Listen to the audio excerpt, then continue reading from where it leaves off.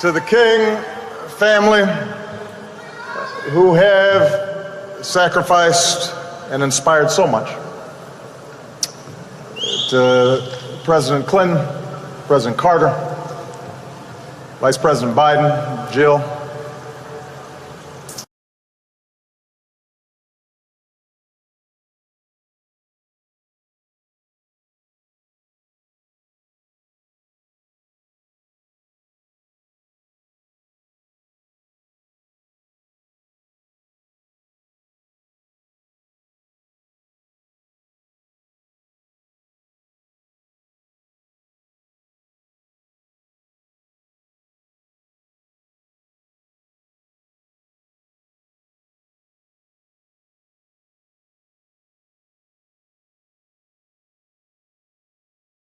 fellow Americans.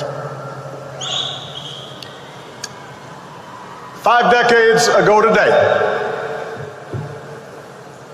Americans came to this honored place to lay claim to a promise made at our founding.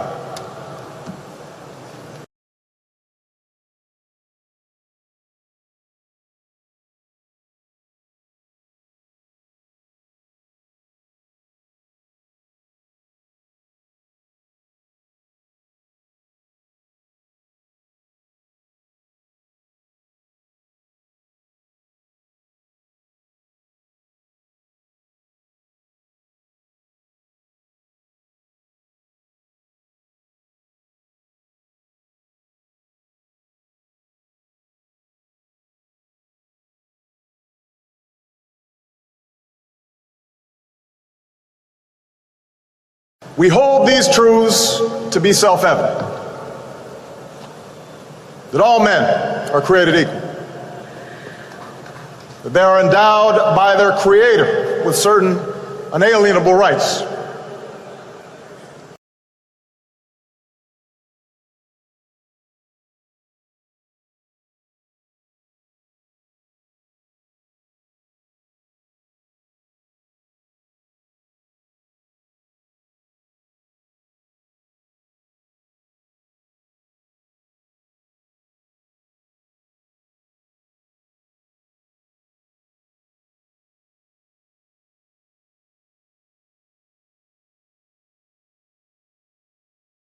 that among these are life, liberty, and the pursuit of happiness. In 1963, almost 200 years after those words were set to paper,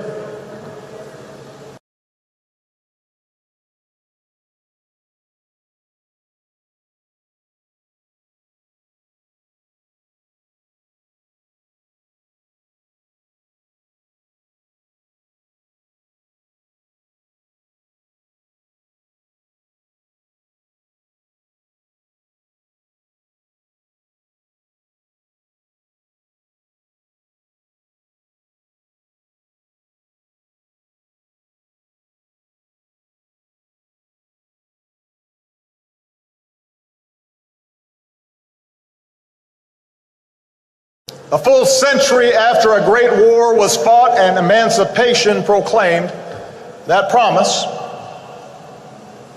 those truths, remained unmet. And so they came by the thousands.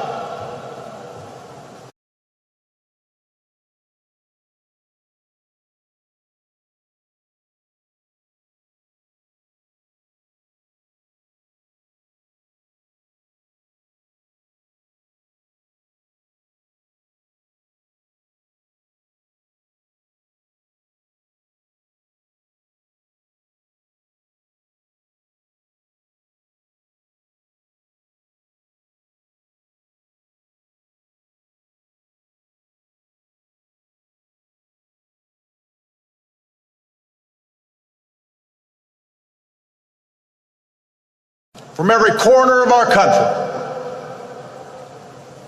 men and women, young and old, blacks who longed for freedom and whites who could no longer accept freedom for themselves while witnessing the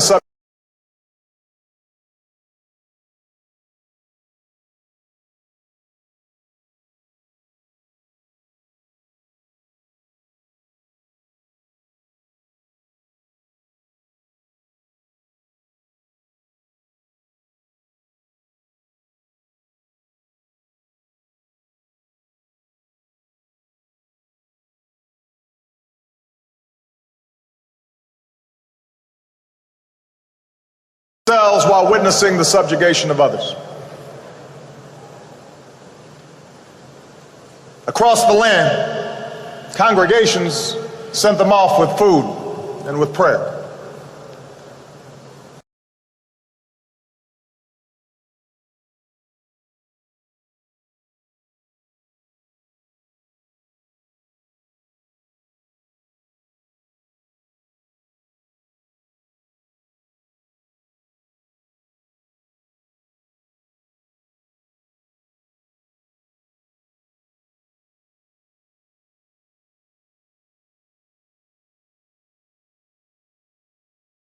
In the middle of the night, entire blocks of Harlem came out to wish them well. With the few dollars they scrimped from their labor, some bought tickets and boarded buses.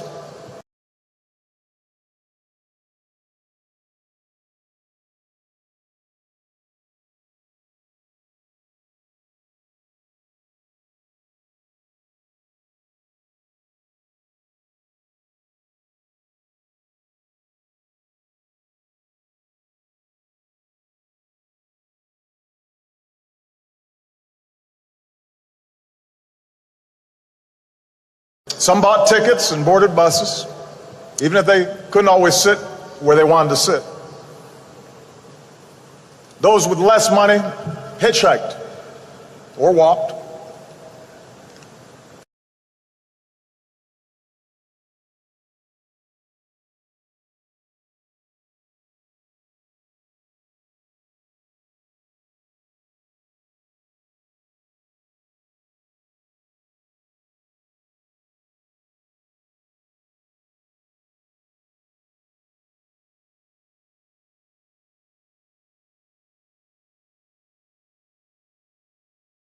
Or walked. They were seamstresses and steel workers, students and teachers, maids and Pullman porters. They shared simple meals and bunked together on floors.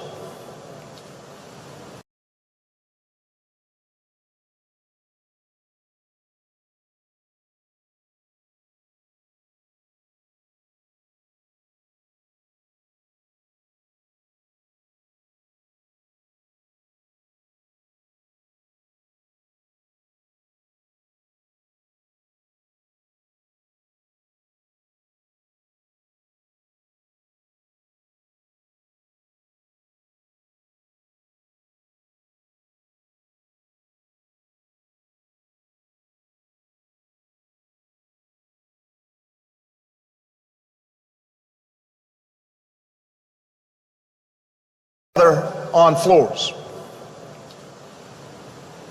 And then, on a hot summer day, they assembled here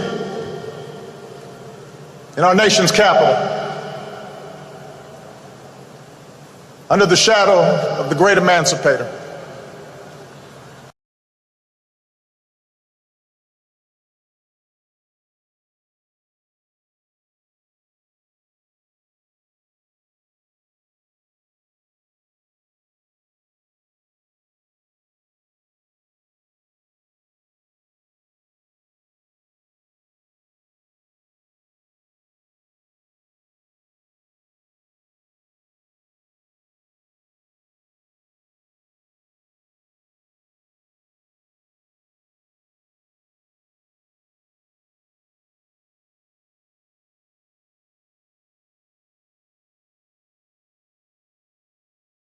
Emancipator, to offer testimony of injustice, to petition their government for redress, and to awaken America's long slumbering conscience.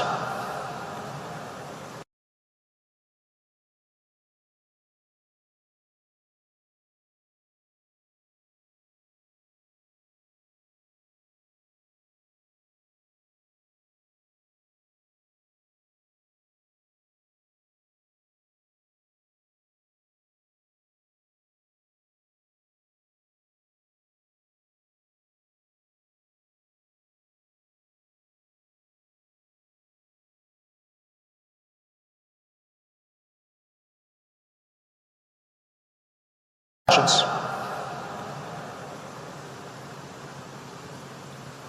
We rightly and best remember Dr. King's soaring oratory that day,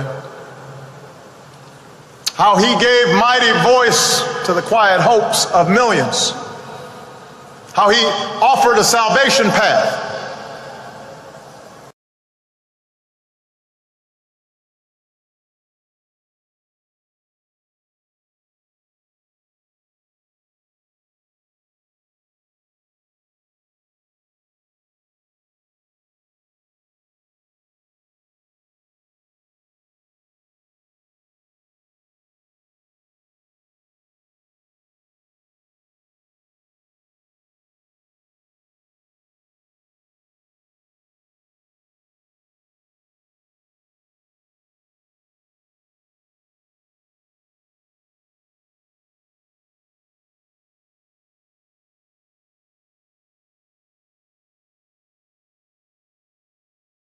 For oppressed and oppressors alike.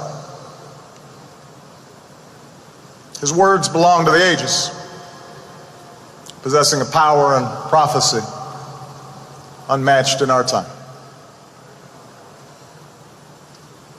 But we would do well to recall that day itself also belonged to those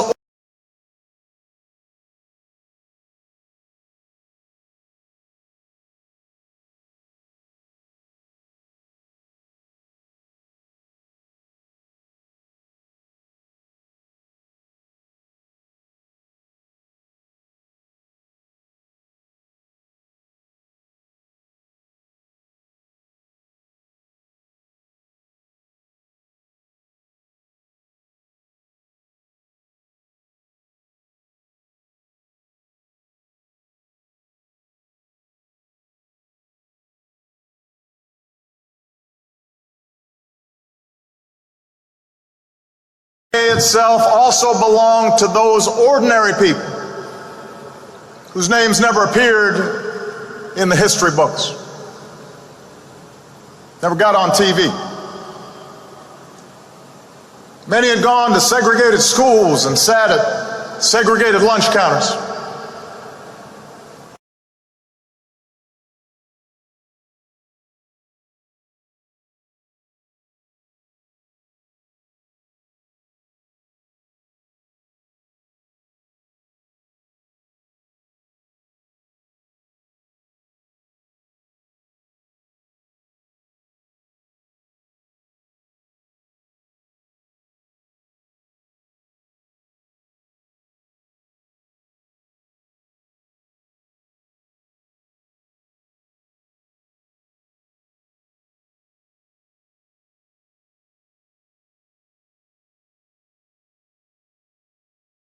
At segregated lunch counters. They lived in towns where they couldn't vote, in cities where their votes didn't matter.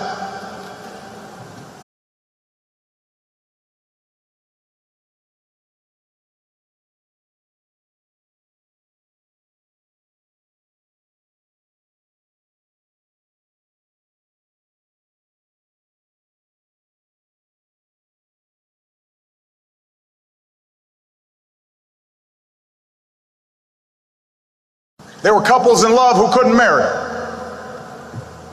soldiers who fought for freedom abroad that they found denied to them at home.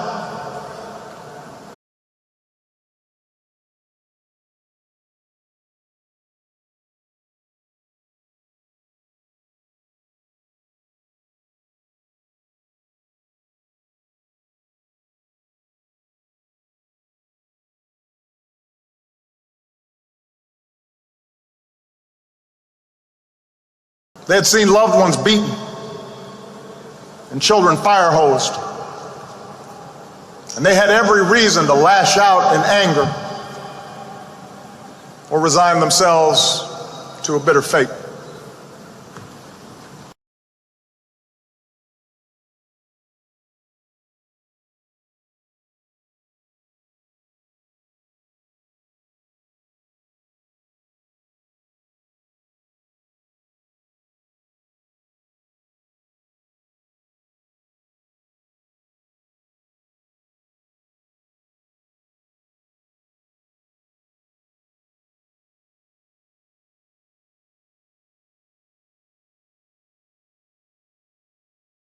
to a bitter fate. And yet, they chose a different path. In the face of hatred, they prayed for their tormentors.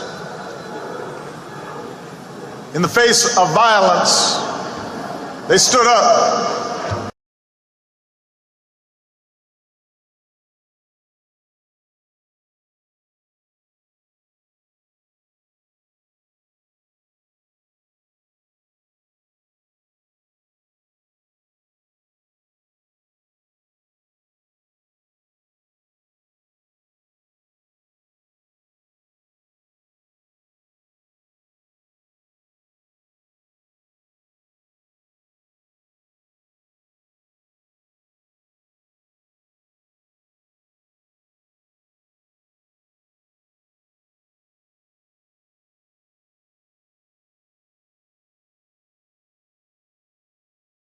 They stood up and sat in with the moral force of nonviolence. Willingly, they went to jail to protest unjust laws, their cells swelling with the sound of freedom songs.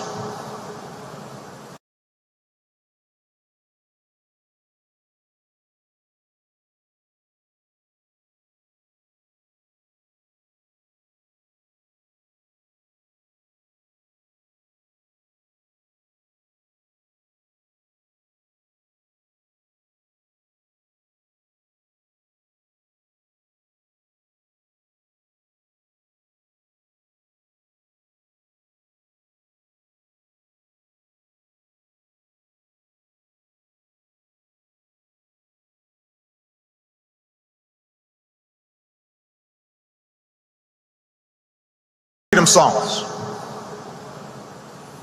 A lifetime of indignities had taught them that no man can take away the dignity and grace that God grants us.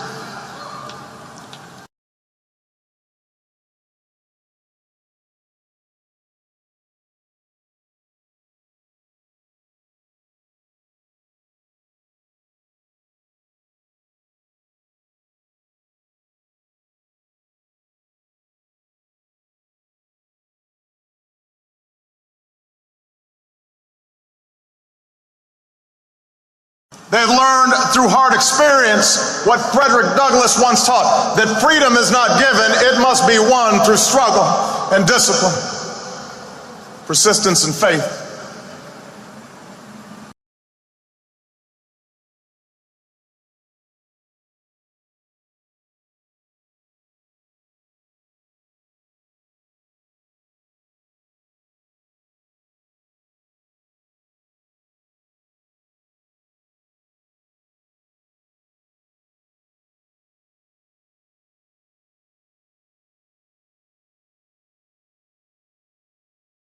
Persistence and faith.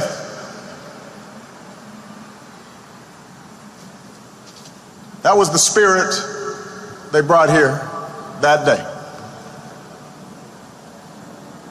That was the spirit young people like John Lewis brought to that day.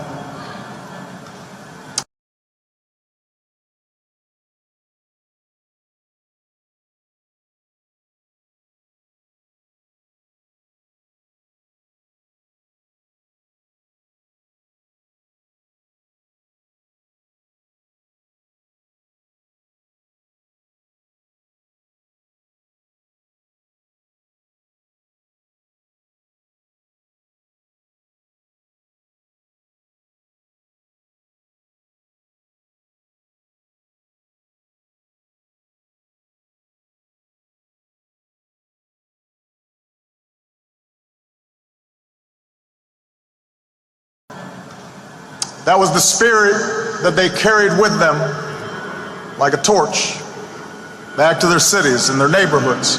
That steady flame of conscience and courage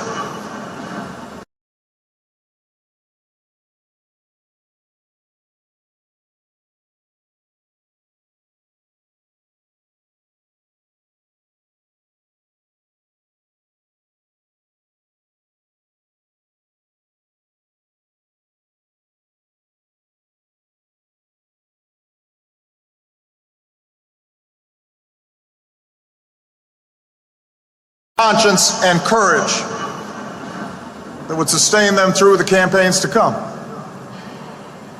Through boycotts and voter registration drives and smaller marches far from the spotlight.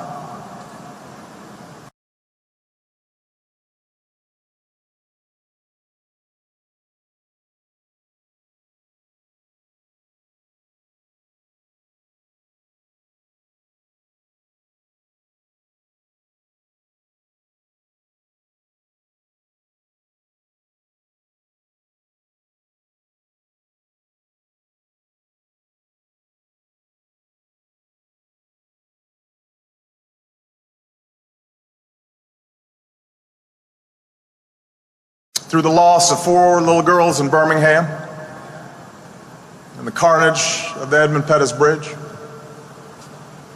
and the agony of Dallas and California and Memphis.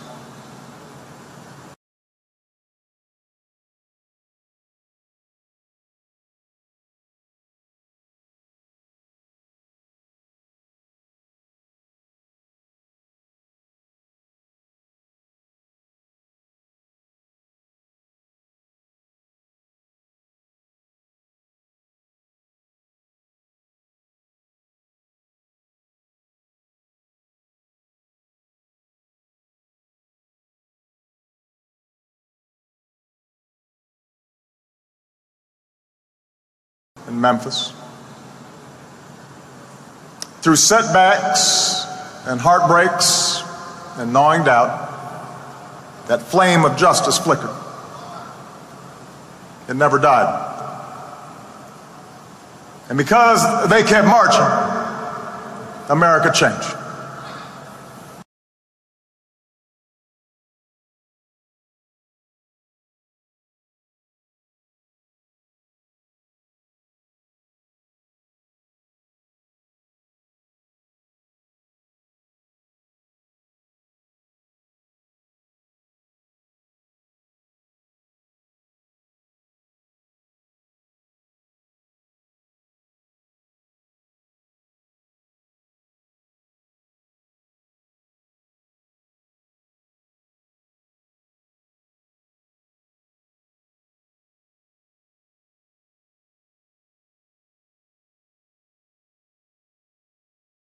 America changed.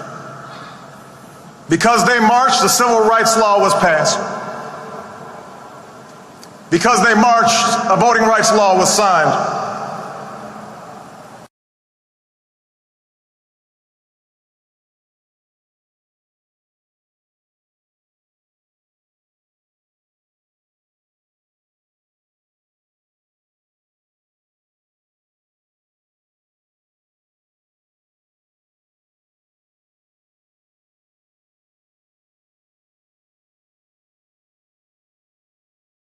Because they marched, doors of opportunity and education swung open so their daughters and sons could finally imagine a life for themselves beyond washing somebody else's laundry or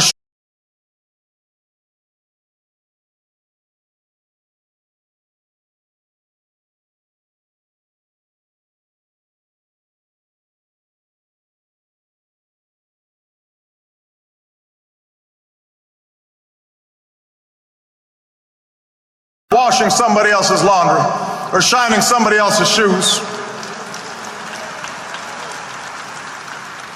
Because they marched, city councils changed and state legislatures changed and Congress changed, and yes, eventually the White House.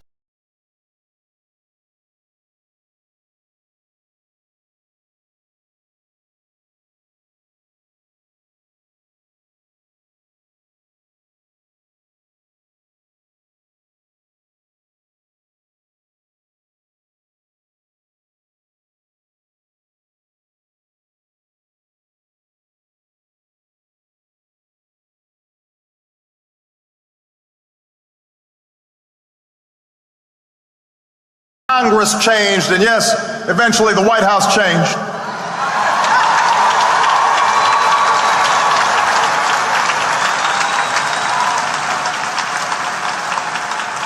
Because they marched, America became more free and more fair, not just for African Americans, but for women and Latinos.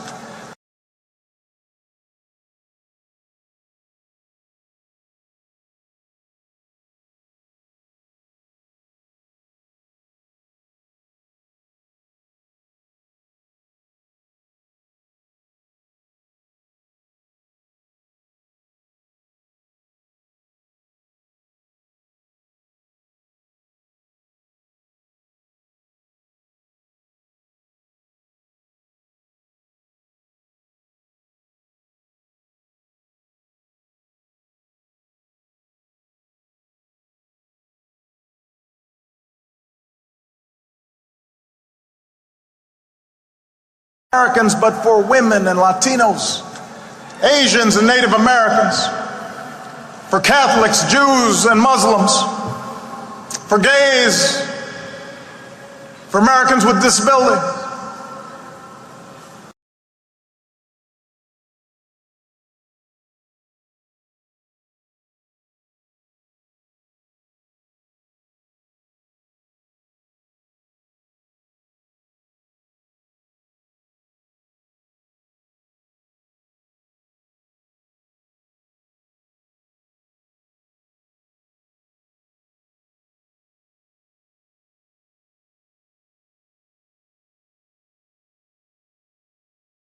America changed for you and for me. And the entire world drew strength from that example. Whether the young people who watched from the other side of an iron curtain,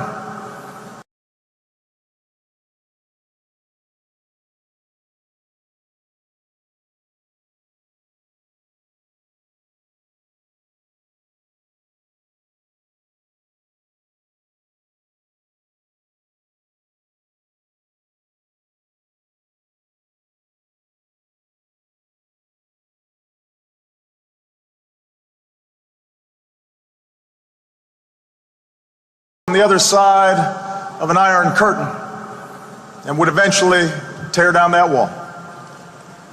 Or the young people inside South Africa who would eventually end the scourge of apartheid.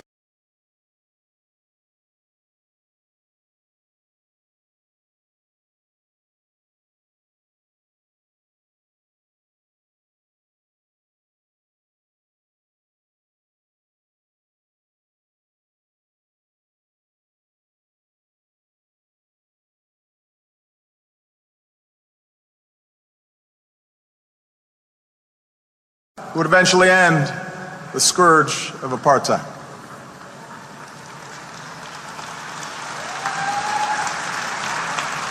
Those are the victories they won, with iron wills and hope in their hearts. That is the transformation that they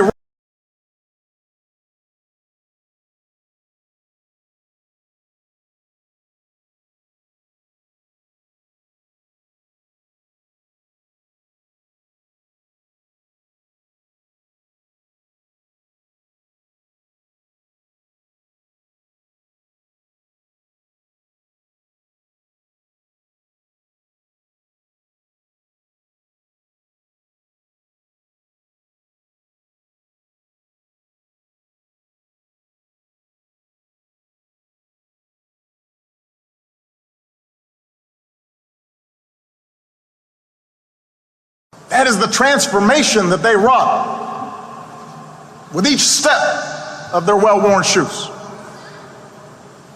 That's the debt that I and millions of Americans owe those maids, those laborers.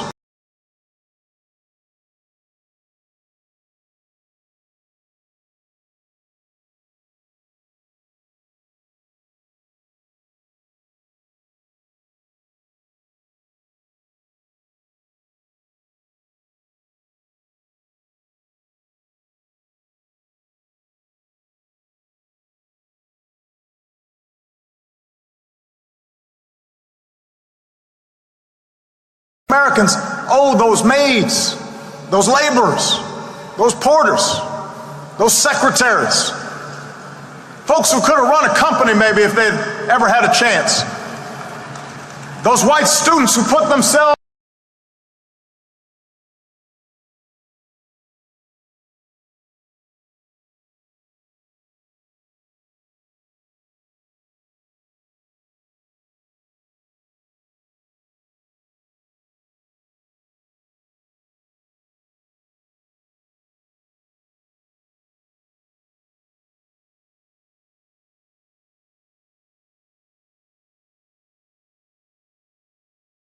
white students who put themselves in harm's way even though they didn't have to. Those Japanese Americans who were called their own internment, those Jewish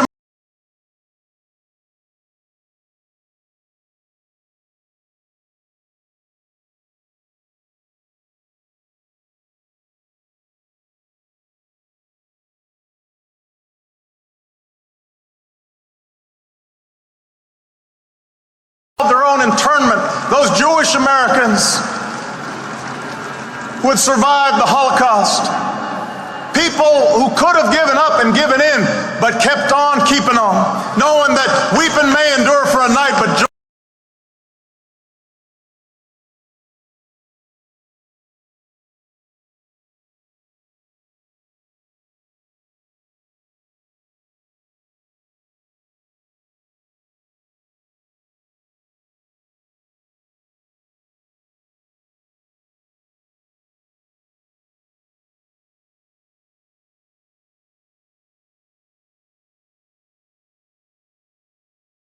Weeping may endure for a night, but joy cometh in the morning.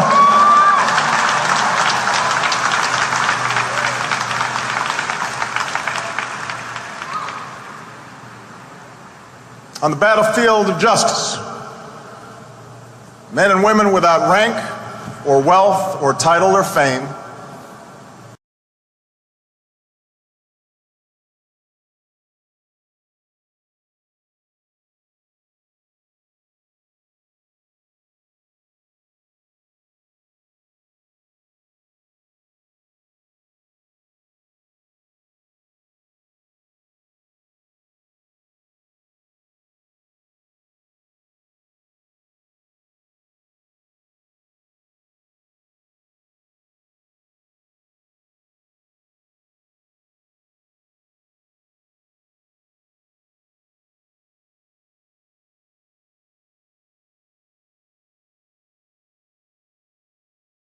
title or fame would liberate us all in ways that our children now take for granted, as people of all colors and creeds live together and learn together.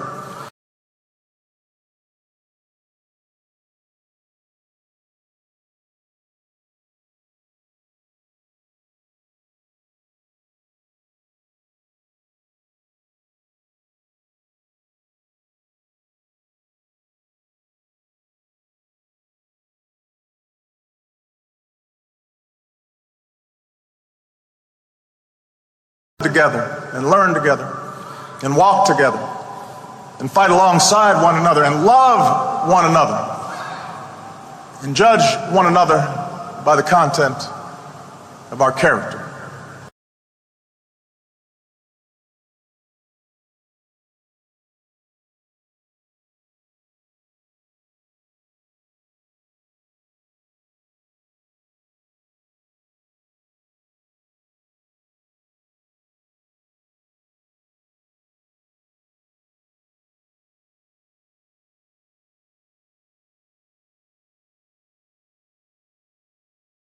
Of our character in this greatest nation on earth.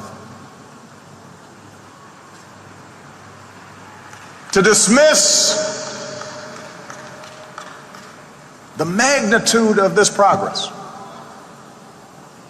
to suggest, as some sometimes do, that little has changed.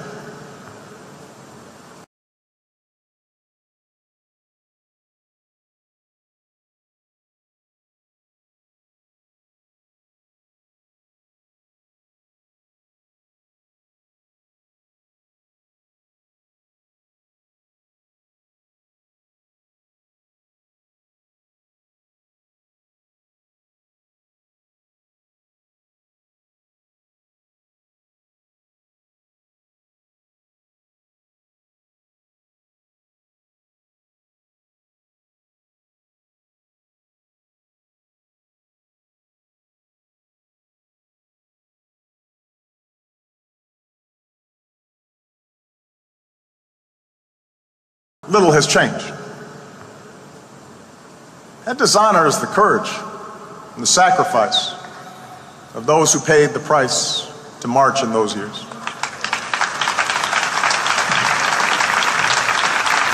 Medgar Evers, James Chaney, Andrew Goodman, Michael Schwerner,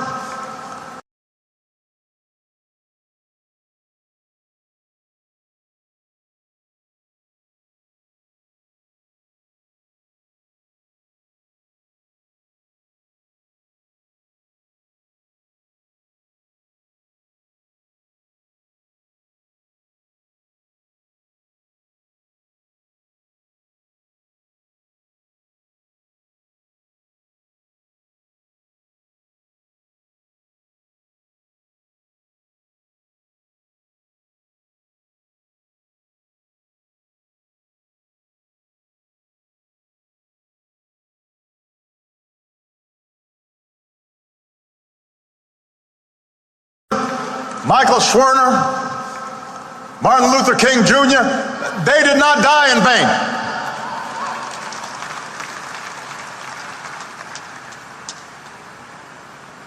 Their victory was great. But we would dishonor those heroes as well.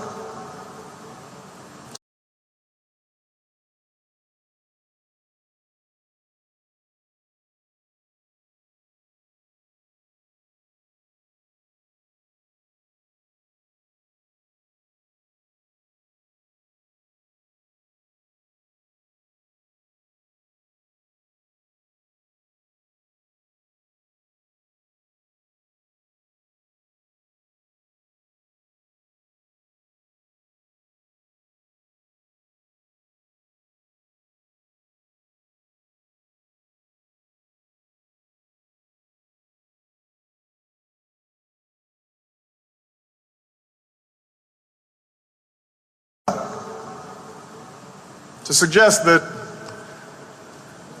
the work of this nation is somehow complete. The arc of the moral universe may bend towards justice, but it doesn't bend on its own.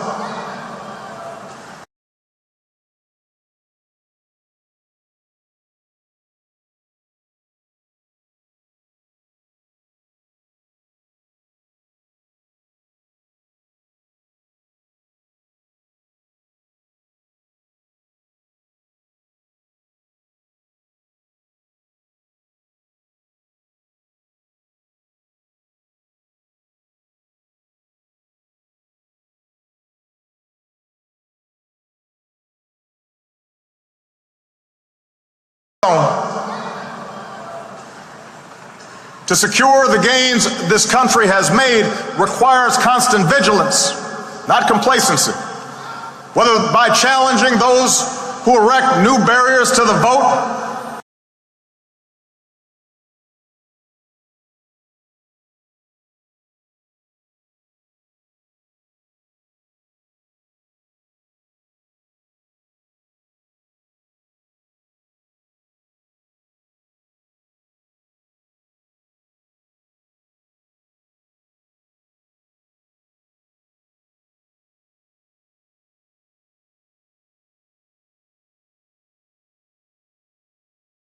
new barriers to the vote, or ensuring that the scales of justice work equally for all and the criminal justice system is not simply a pipeline from underfunded schools to overcrowded jails.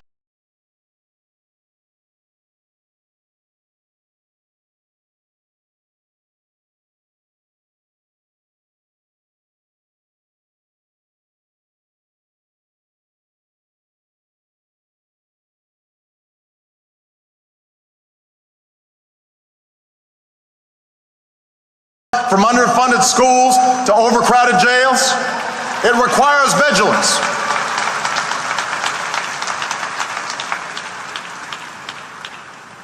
And we'll suffer the occasional setback. But we will win these fights.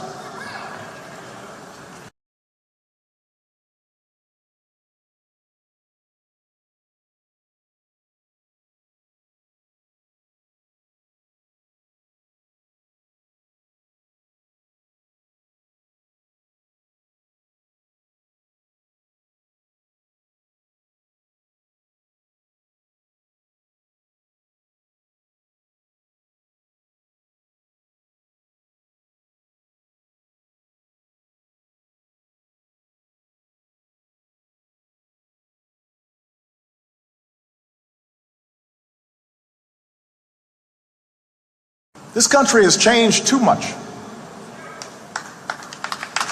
People of goodwill, regardless of party, are too plentiful for those with ill will to change history's currents.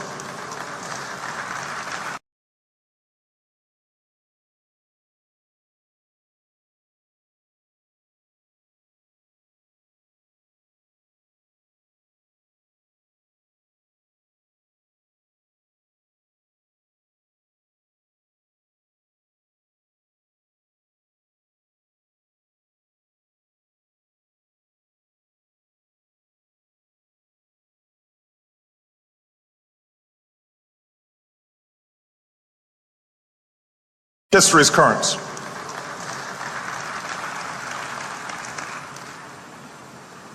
In some ways, though, the securing of civil rights, voting rights, the eradication of legalized discrimination, the very significance of these victories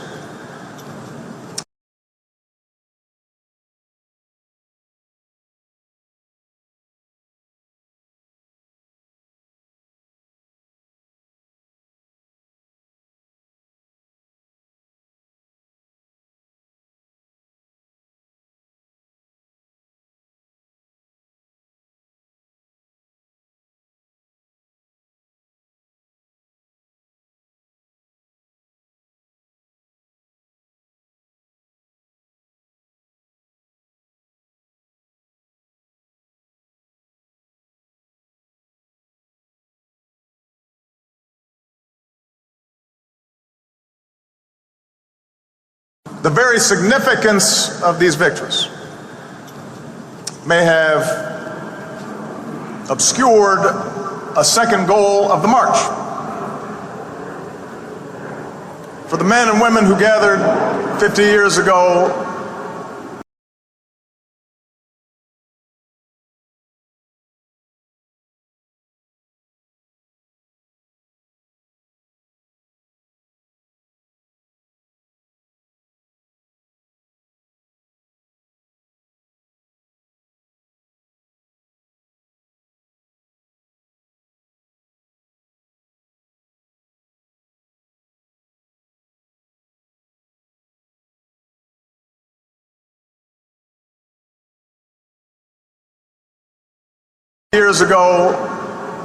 we're not there in search of some abstract idea.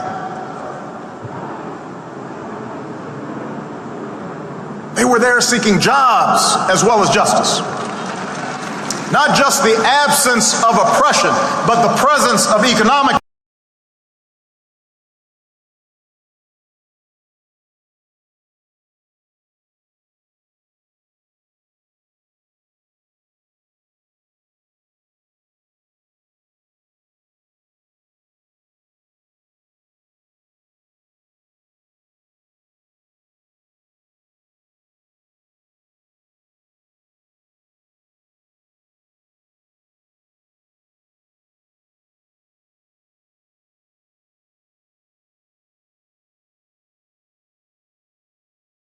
but the presence of economic opportunity. For what does it profit a man, Dr. King would ask, to sit at an integrated lunch counter if he can't afford the meal?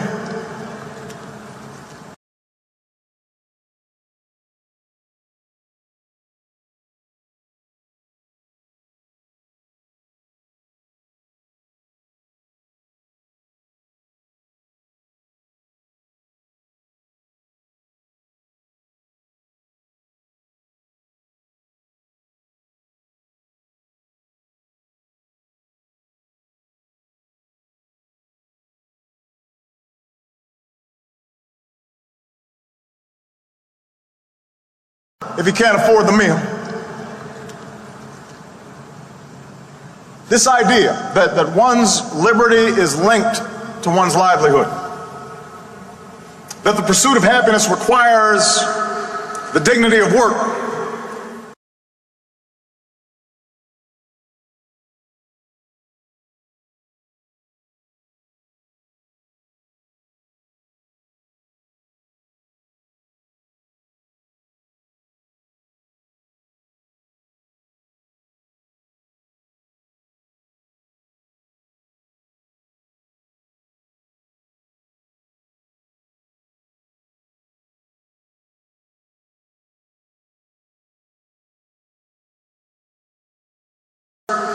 the dignity of work, the skills to find work, decent pay, some measure of material security. This idea was not new. Lincoln himself understood the Declaration of Independence in such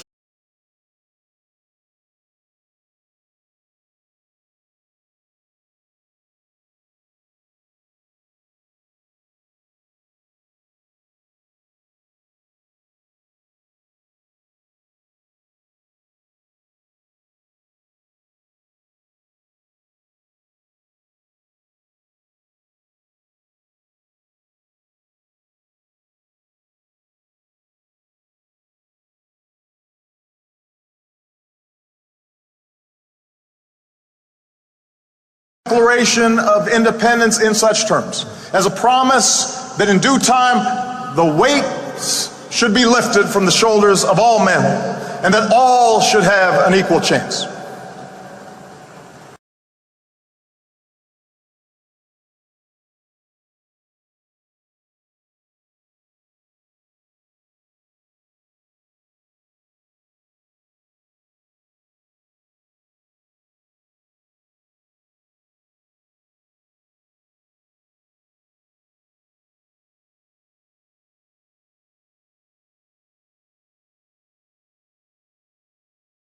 Have an equal chance. And Dr. King explained that the goals of African Americans were identical to working people of all races. Decent wages,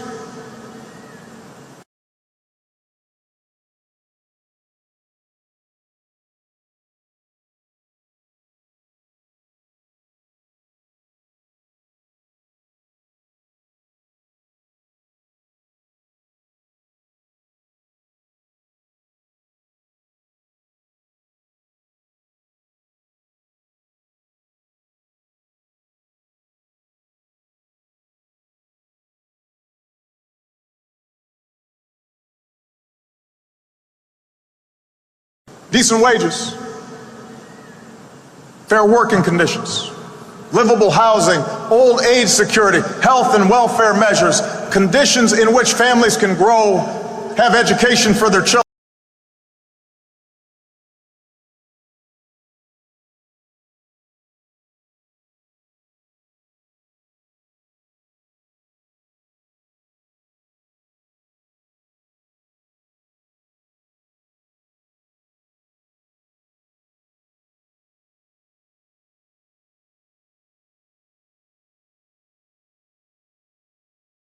Can grow, have education for their children, and respect in the community.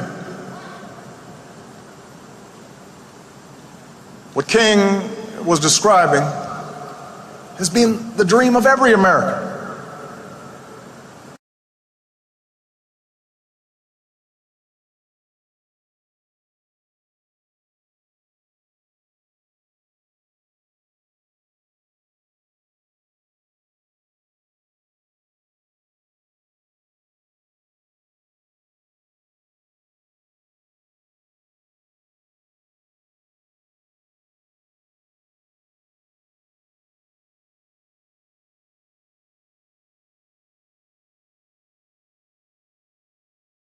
It's what's lured for centuries new arrivals to our shores.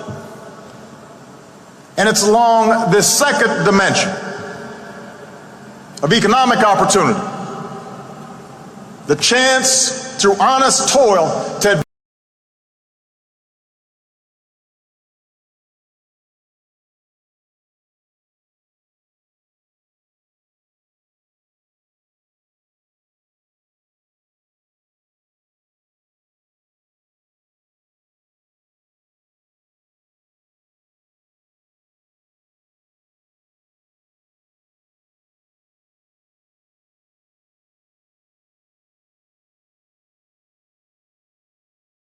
the chance through honest toil to advance one station in life, where the goals of 50 years ago have fallen most short.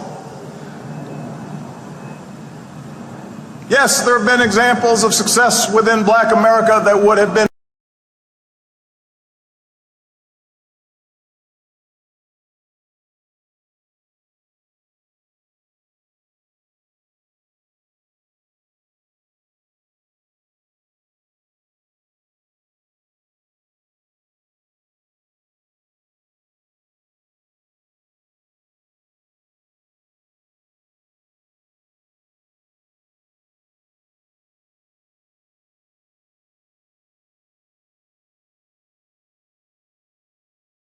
within Black America that would have been unimaginable a half century ago. But as has already been noted, Black unemployment has remained almost twice as high as white employment.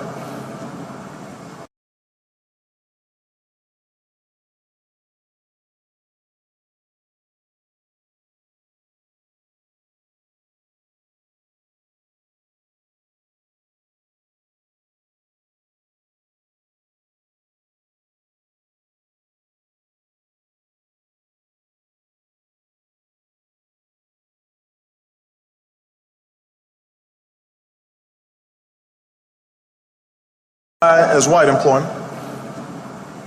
Latino unemployment close behind. The gap in wealth between races has not lessened, it's grown.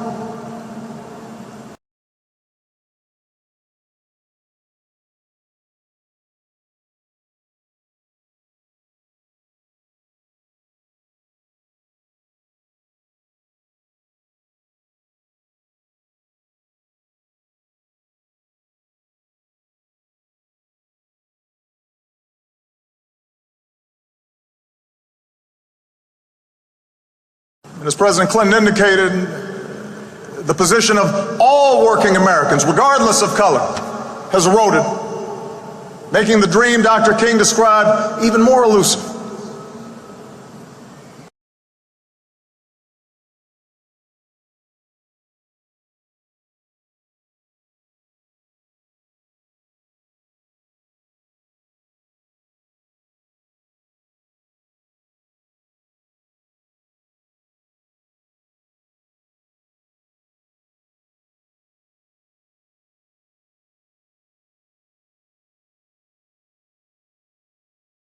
More elusive.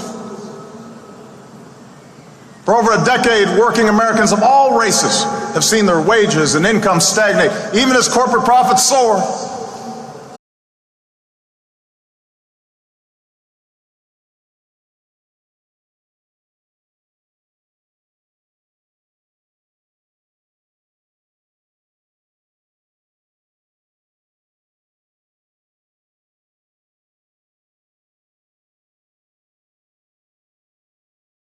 Profits soar, even as the pay of a fortunate few explodes. Inequality has steadily risen over the decades. Upward mobility has become harder. In too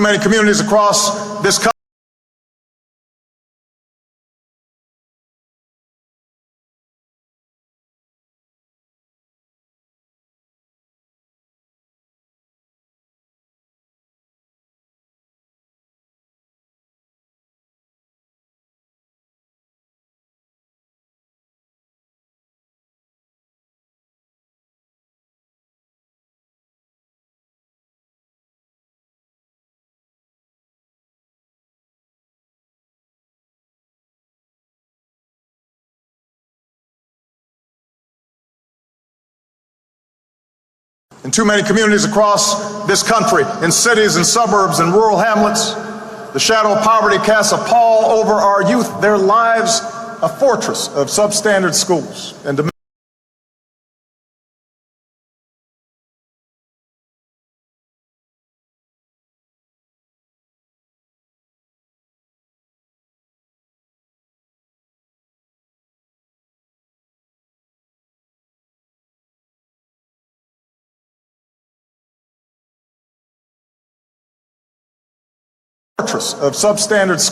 and diminished prospects, inadequate health care, and perennial violence.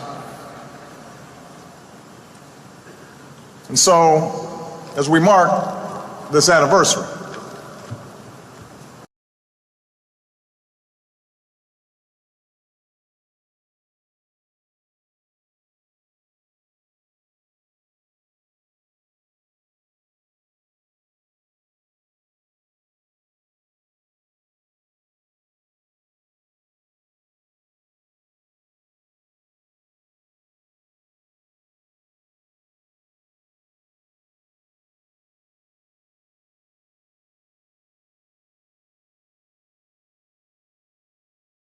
We must remind ourselves that the measure of progress for those who marched 50 years ago was not merely how many blacks could join the ranks of millionaires. It was whether this country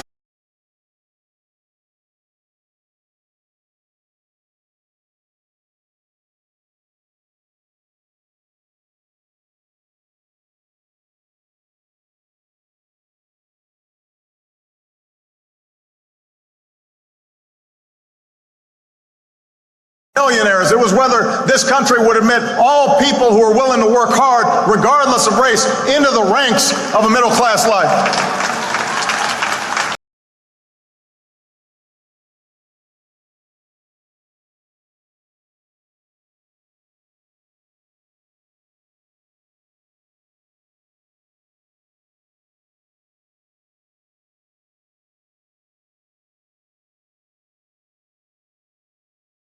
Of a middle-class life.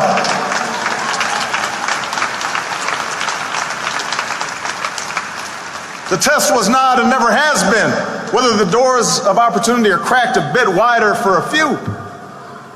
This is whether our economic system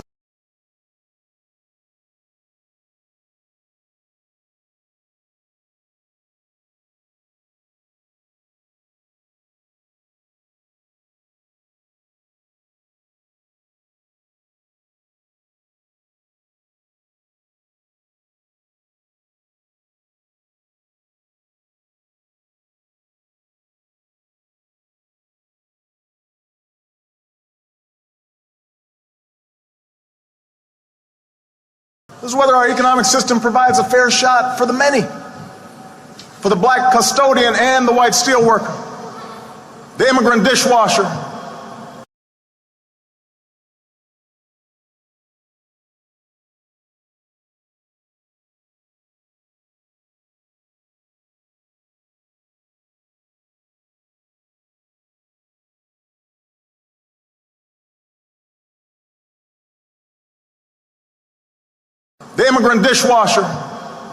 and the Native American veteran. To win that battle, to answer that call, this remains our great unfinished business.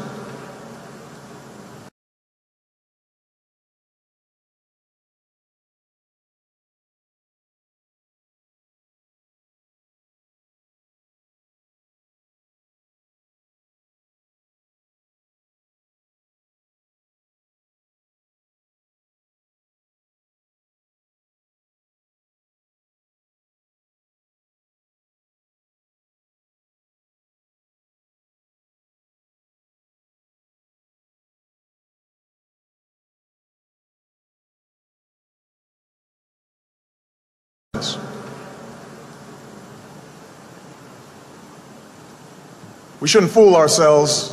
The task will not be easy. Since 1963, the economy's changed.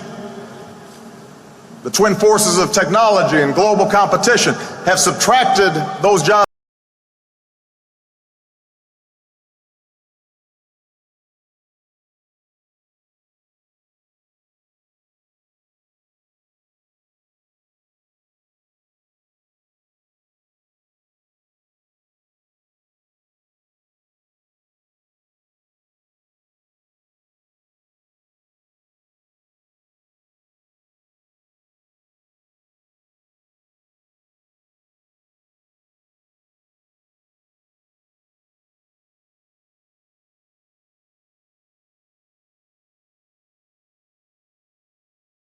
Competition have subtracted those jobs that once provided a foothold into the middle class, reduce the bargaining power of American workers.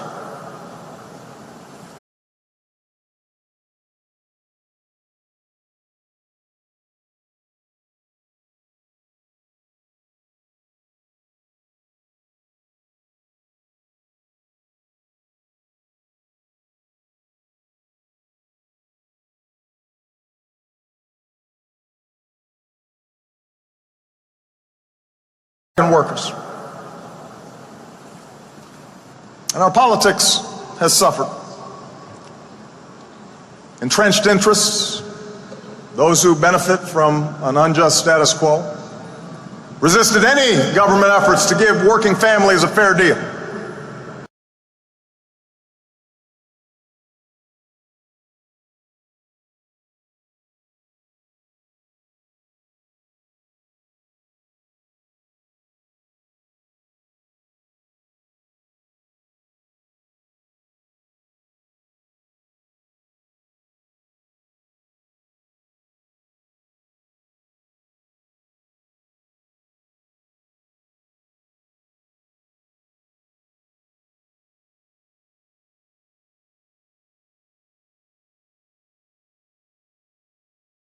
Working families a fair deal, marshaling an army of lobbyists and opinion makers to argue that minimum wage increases or stronger labor laws or taxes on the wealthy who could afford it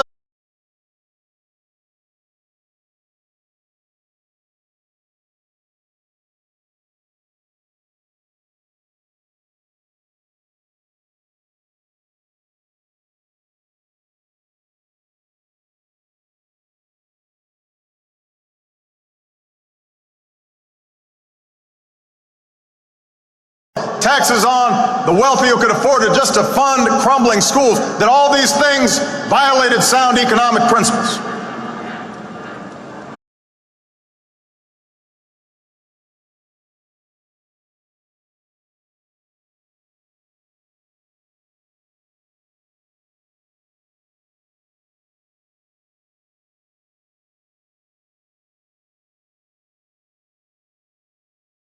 We'd be told that growing inequality was a price for a growing economy, a measure of the free market, that greed was good and compassion ineffective, and those without jobs or health care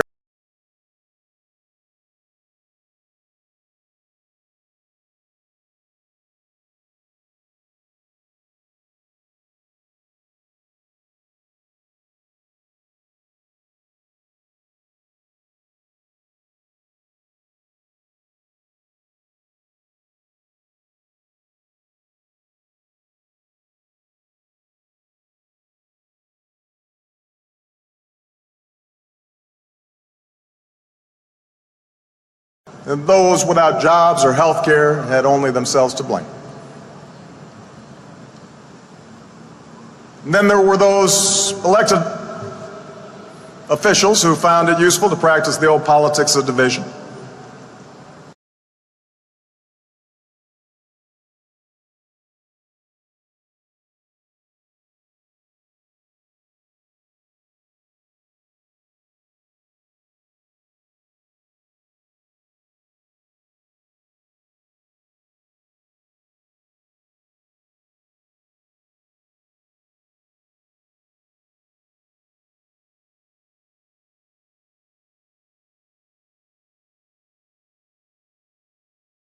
Practice the old politics of division, doing their best to convince middle-class Americans of a great untruth, that government was somehow itself to blame for their growing economic insecurity.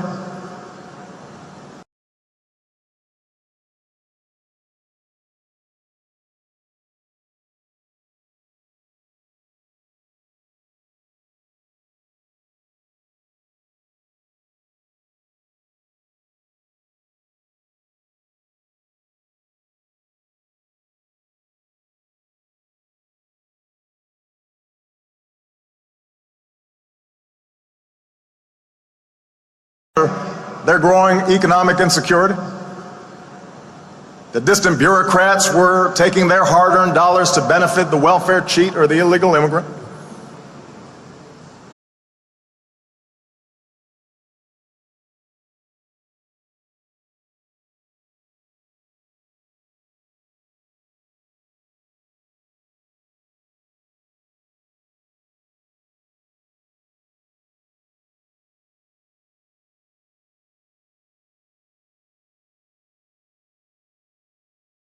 And then, if we're honest with ourselves, we'll admit that during the course of 50 years, there were times when some of us claiming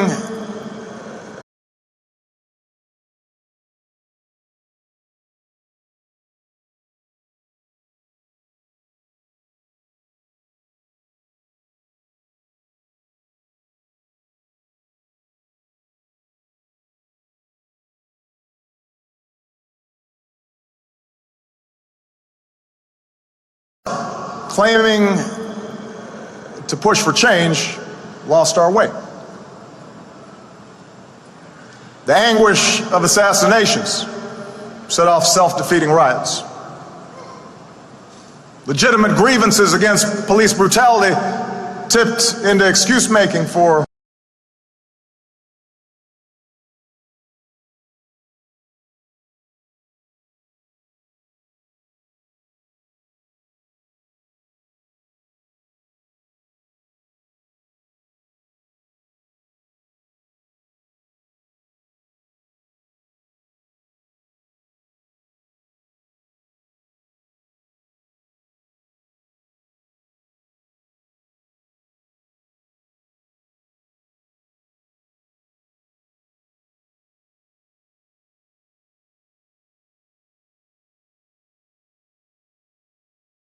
brutality tipped into excuse-making for criminal behavior. Racial politics could cut both ways, as the transformative message of unity and brotherhood was drowned out by the language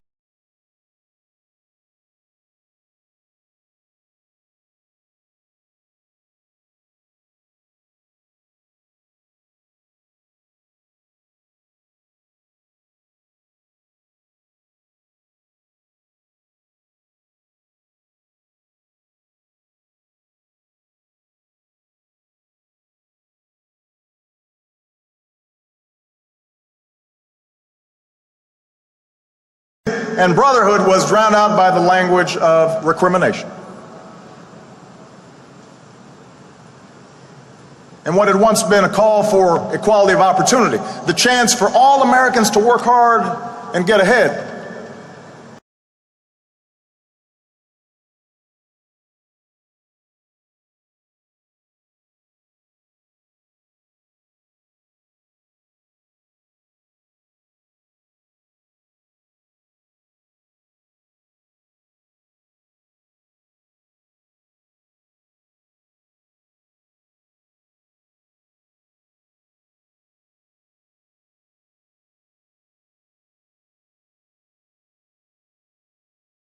Americans to work hard and get ahead was too often framed as a mere desire for government support, as if we had no agency in our own liberation.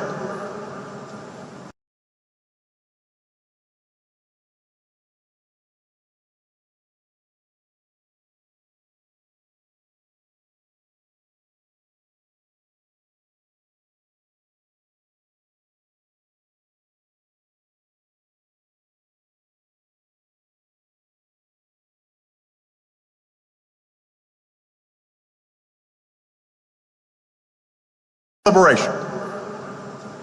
As if poverty was an excuse for not raising your child, and the bigotry of others was reason to give up on your son.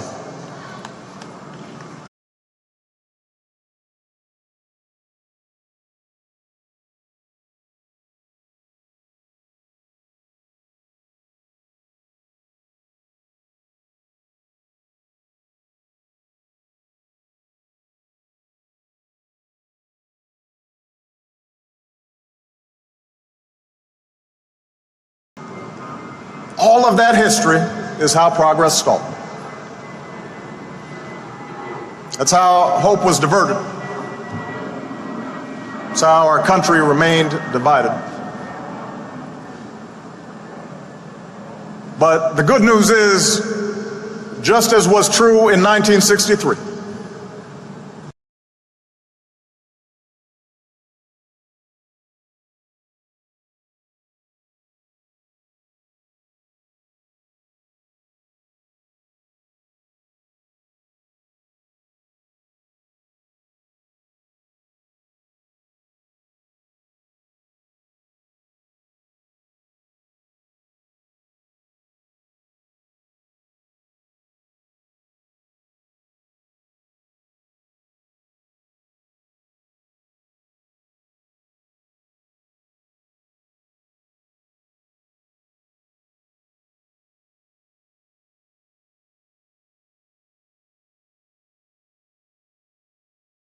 just as was true in 1963.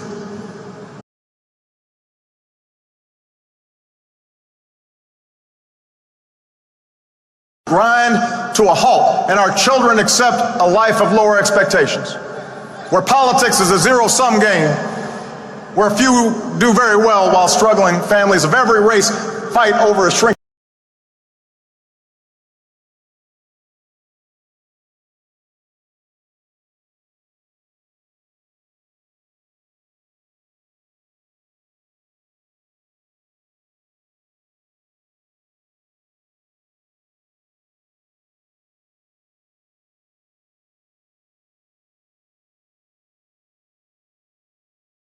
families of every race fight over a shrinking economic pie. That's one path.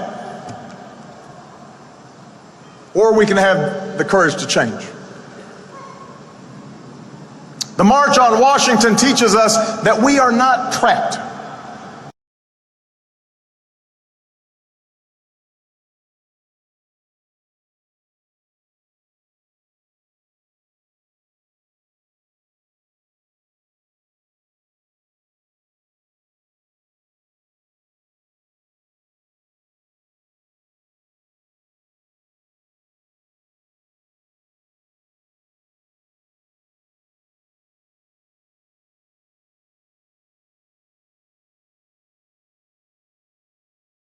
We are not trapped by the mistakes of history, that we are masters of our fate.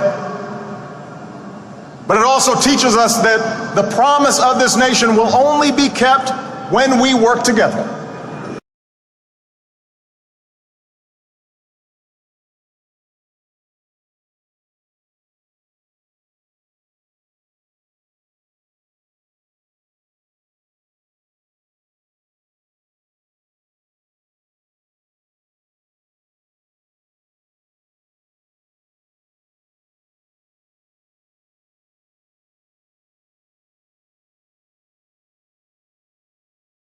Work together. We'll have to reignite the embers of empathy and fellow feeling, the coalition of conscience that found expression in this place 50 years ago.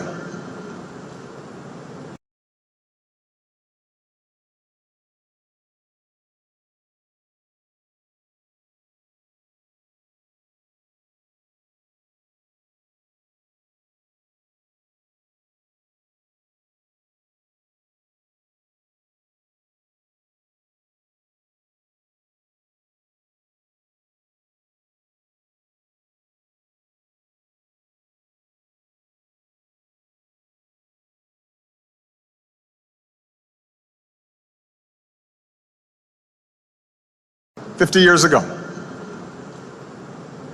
And I believe that spirit is there, that truth force inside each of us. I see it when a white mother recognizes her own daughter in the face of a poor black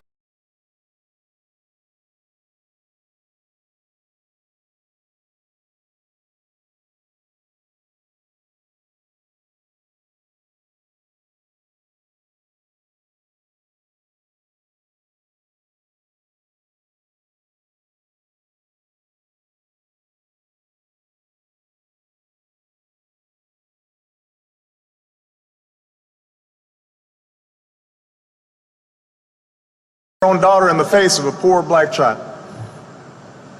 I see it when the black youth thinks of his own grandfather in the dignified steps of an elderly white man.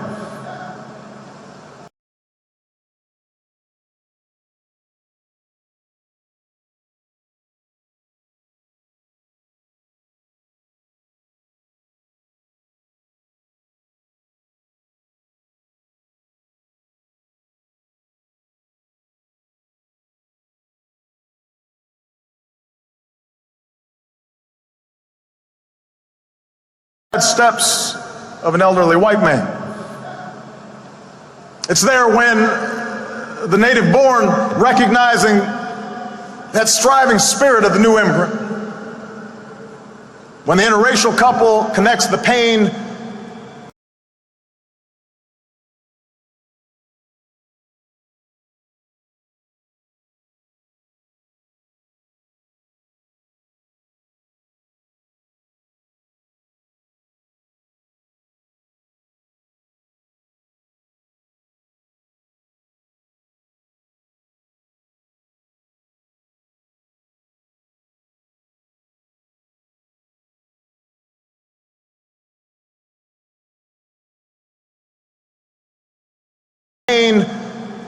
of a gay couple who are discriminated against and understands it as their own.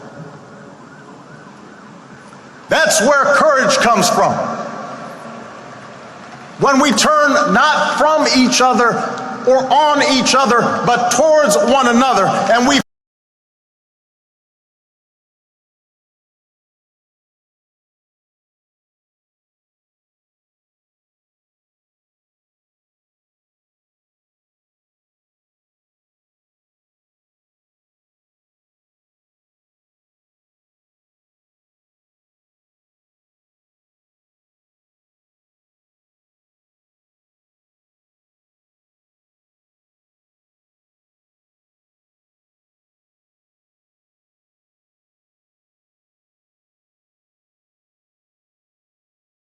each other, but towards one another, and we find that we do not walk alone.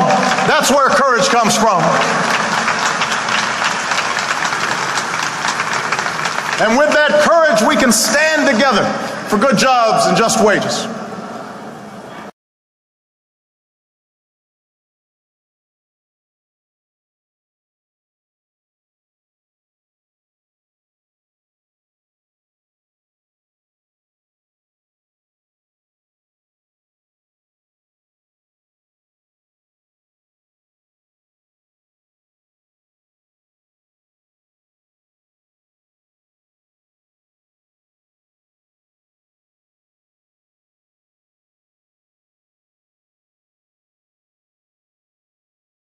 Together for good jobs and just wages.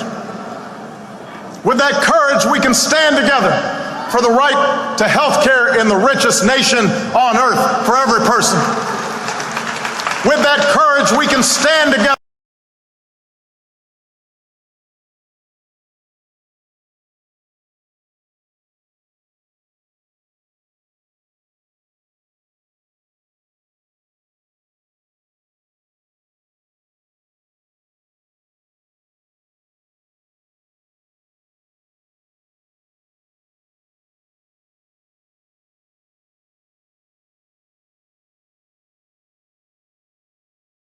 With that courage, we can stand together for the right of every child from the corners of Anacostia to the hills of Appalachia to get an education that stirs the mind and captures the spirit.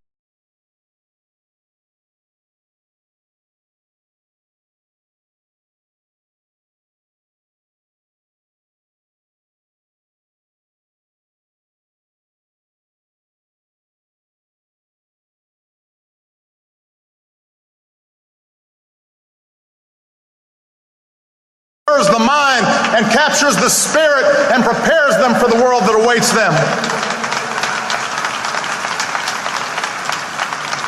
With that courage, we can feed the hungry and house the homeless and transform bleak wastelands of poverty into fields of commerce and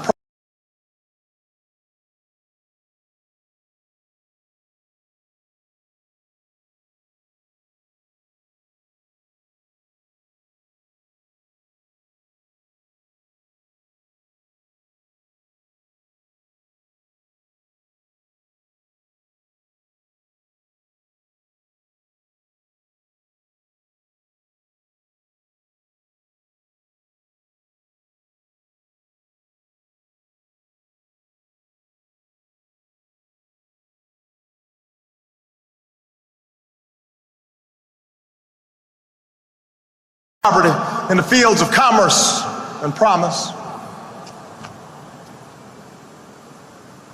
America, I know the road will be long, but I know we can get there. Yes, we will stumble, but I know we'll get back up.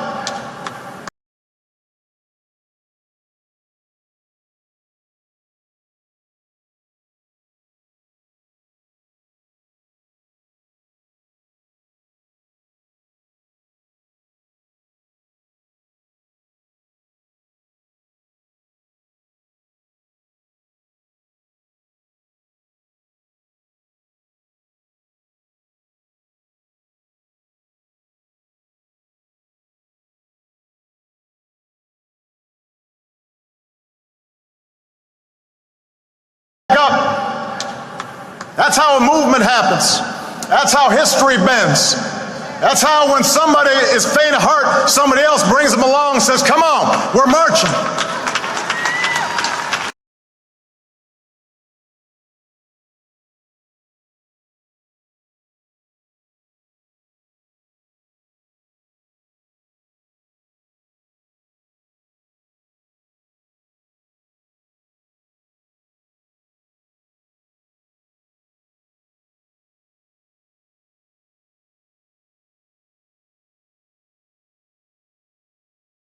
Along and says, come on, we're marching. There's a reason why so many who marched that day and in the days to come were young.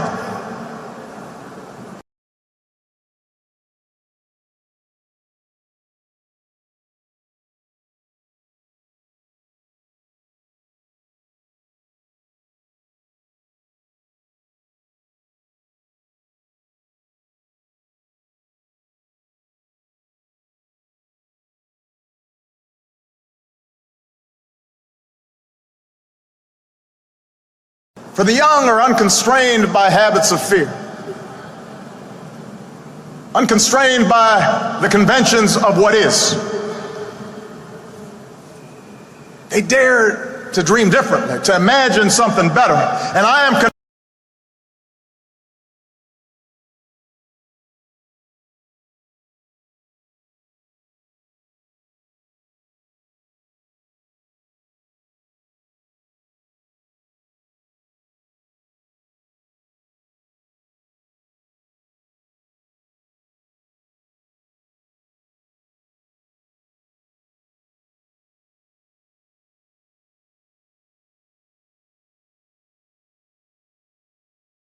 imagine something better. And I am convinced that same imagination, the same hunger of purpose, stirs in this generation. We might not face the same dangers of 1963.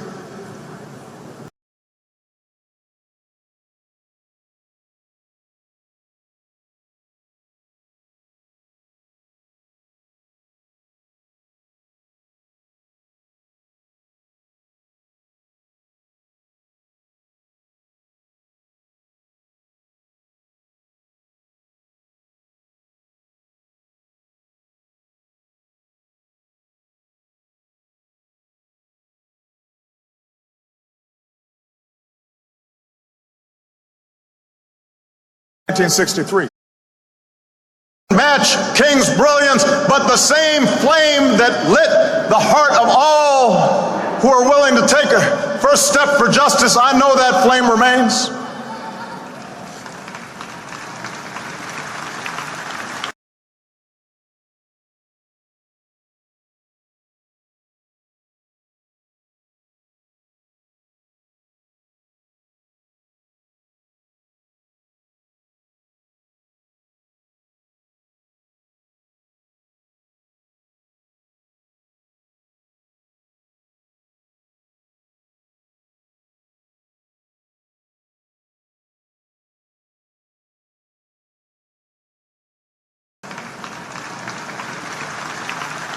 That tireless teacher who gets to class early and stays late and dips into her own pocket to buy supplies because she believes that every child is her charge, she's marching.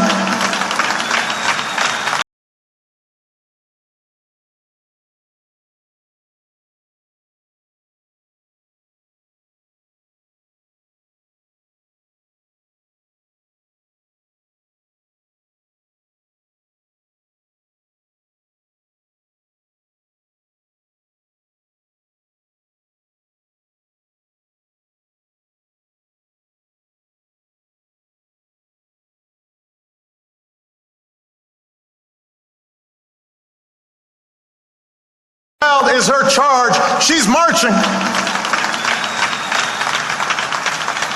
That successful businessman who doesn't have to but pays his workers a fair wage and then offers a shot to a man, maybe an ex-con who's down on his luck, he's marching.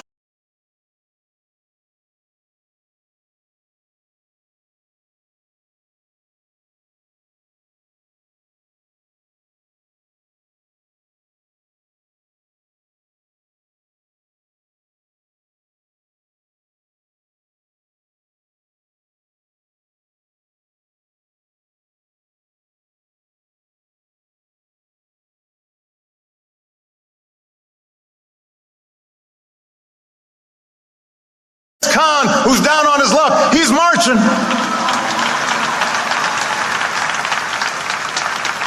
The mother who pours her love into her daughter so that she grows up with the confidence to walk through the same door.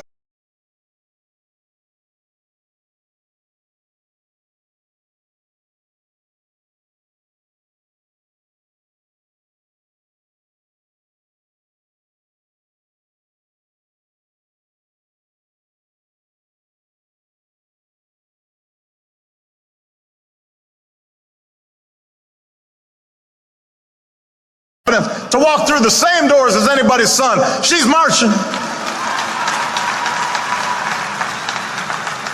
The father who realizes the most important job he'll ever have is raising his boy right, even if he didn't have a father.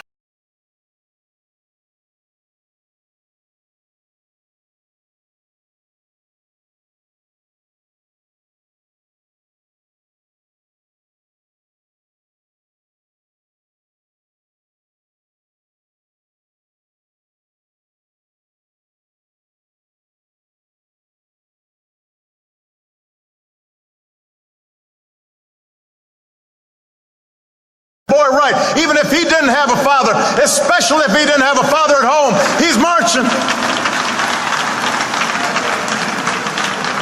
The battle-scarred veterans who devote themselves not only to helping their fellow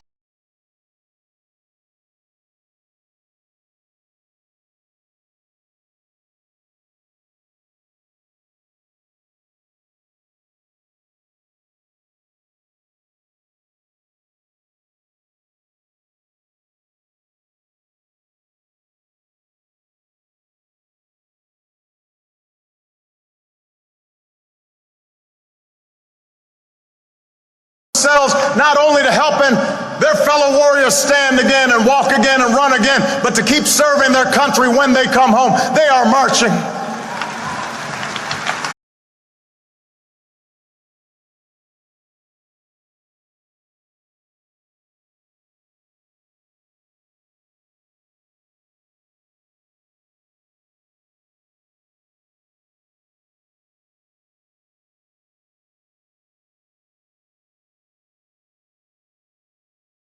Marching.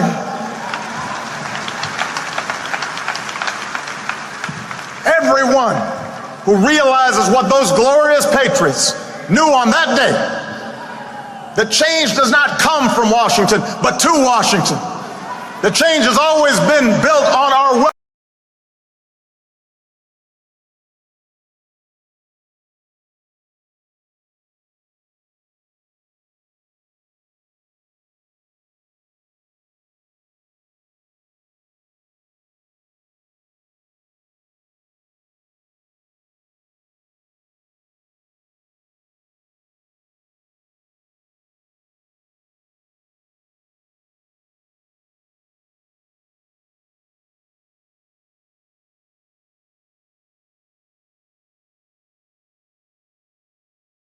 The change has always been built on our willingness, we, the people, to take on the mantle of citizenship.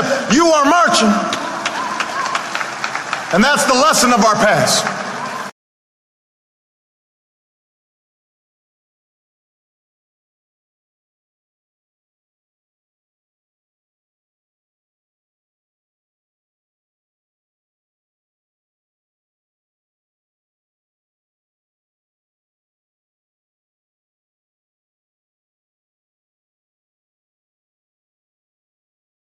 And that's the lesson of our past.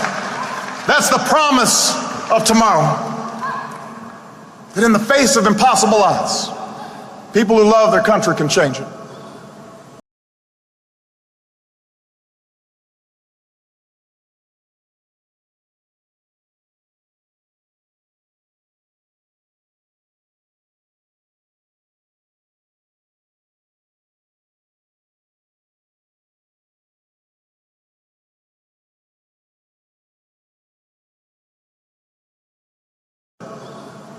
And when millions of Americans of every race and every region, every faith and every station can join together in a spirit of brotherhood, then those mountains will be made low, and those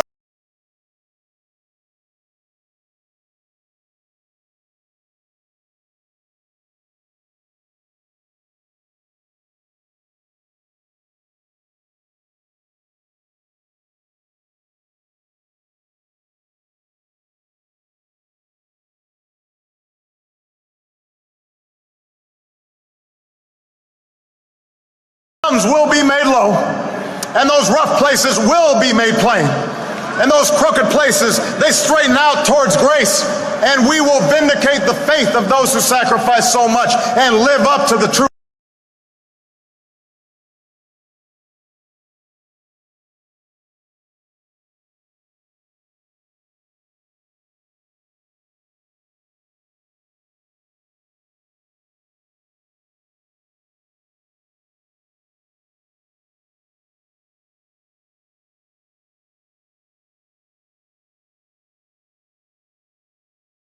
Sacrifice so much and live up to the true meaning of our creed as one nation under God, indivisible, with liberty and justice for all.